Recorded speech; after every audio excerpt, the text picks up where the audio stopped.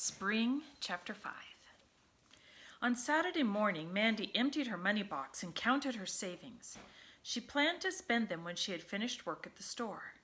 Sue wanted to know what she was going to do. "Oh, buy a few things." "Can I come with you?"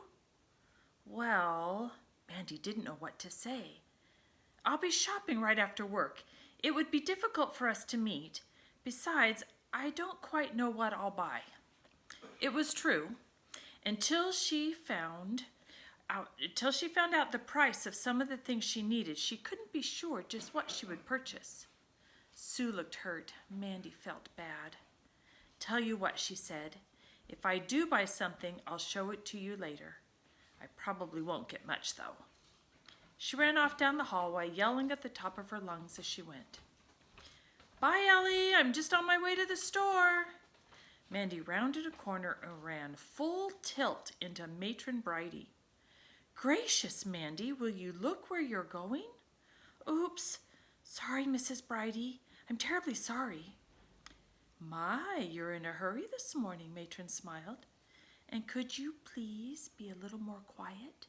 I think the entire household now knows that you're going to the store." "Yes, Mrs. Bridie. Thank you, Mrs. Bridie." Mandy scurried away.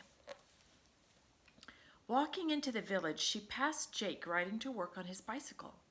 She waved to him and was glad that she had replaced his tools safely in the potting shed last night.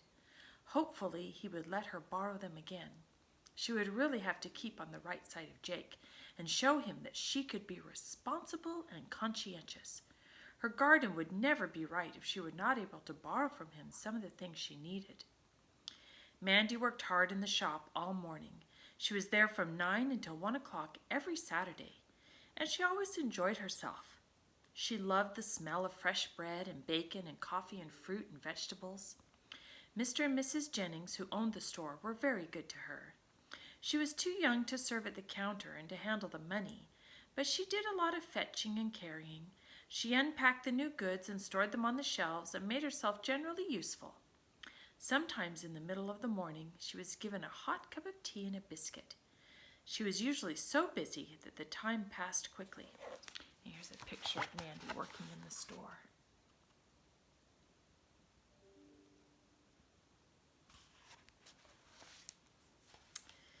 Today, Mandy was particularly anxious for her work to be finished. She looked at some of the items on the shelves: soups, chocolate drinks, canned milk, cookies. Wouldn't it be wonderful if she had enough money to buy them all? She decided that she would see how much she had left over after she purchased her seeds, and then perhaps she would splurge a little. At 1 o'clock, she raced out of the store and down the street to the garden supply shop, with her wages clutched in her hand and her savings jingling in her pocket. To her dismay, she discovered that the garden store had just closed for the lunch hour. She peered through the window and saw the proprietor, Mr. Simple, clearing away some things at the back. She tapped urgently on the glass, trying to attract his attention, but he did not seem to hear her. She moved to the door and shook it hard. He looked up and she waved, making frantic signs for him to let her in. He hesitated and consulted his watch. "Oh, please, Mr. Simple, dear Mr. Simple, do let me come in," breathed Mandy, and she pressed her face urgently against the glass. Wilfred Simple ambled slowly across the floor and unlocked the door. "Well, Mandy?" "Oh, thank you, Mr. Simple. I'm terribly sorry to bother you at your lunch hour, but I need to buy some things, some seeds and things for a garden, and I wondered if you could possibly help me choose some. It's terribly important. I only have the rest of this weekend to do it in. It's a special project, and, well, could I please buy some now? I have my money." He smiled at her. "Come in. What sort of things do you need?" "Oh, gosh, flowers mostly. You know, packages of seeds that I can grow." "Oh, what are these?" She crossed to a box packed with earth that was sprouting green leaf clusters. "They're pansies ready for planting out." "How much are they?" "About 4 pence or 5 pence a plant."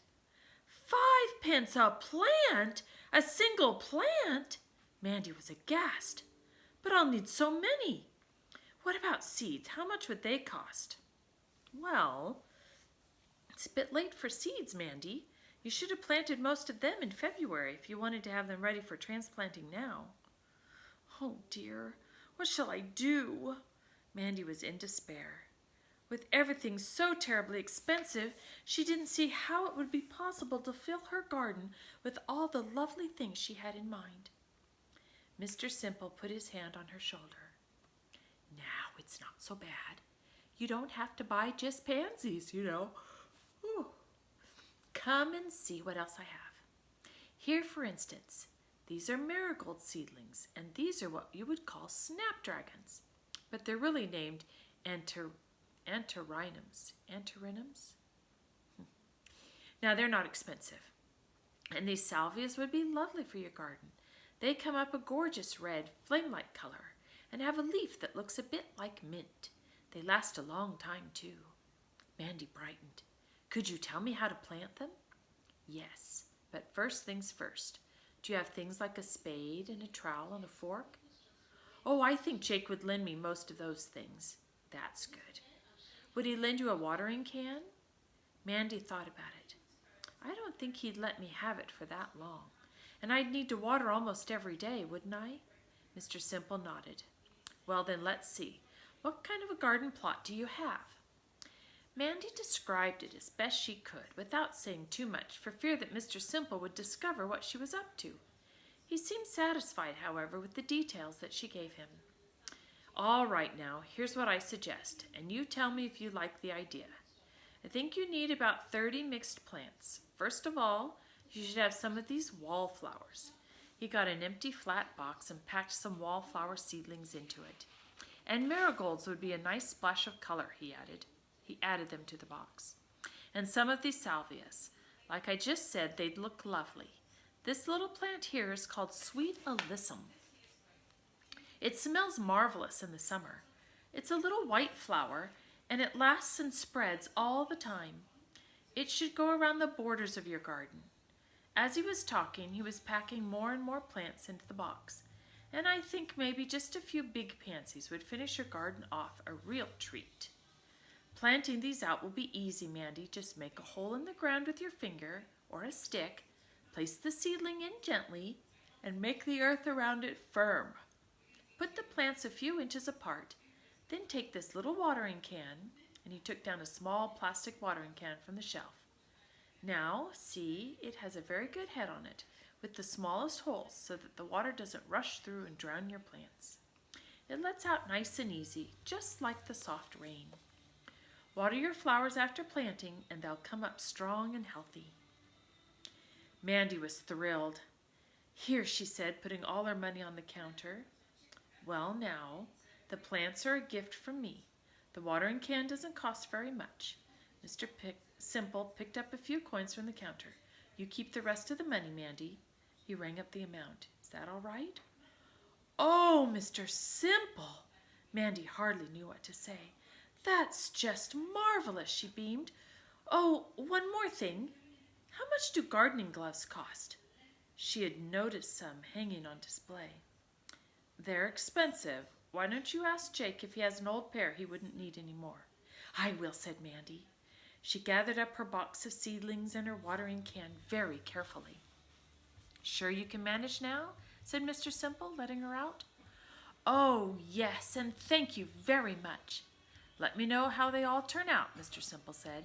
He smiled and watched Mandy walk down the road. Then he went back into his shop to his belated lunch.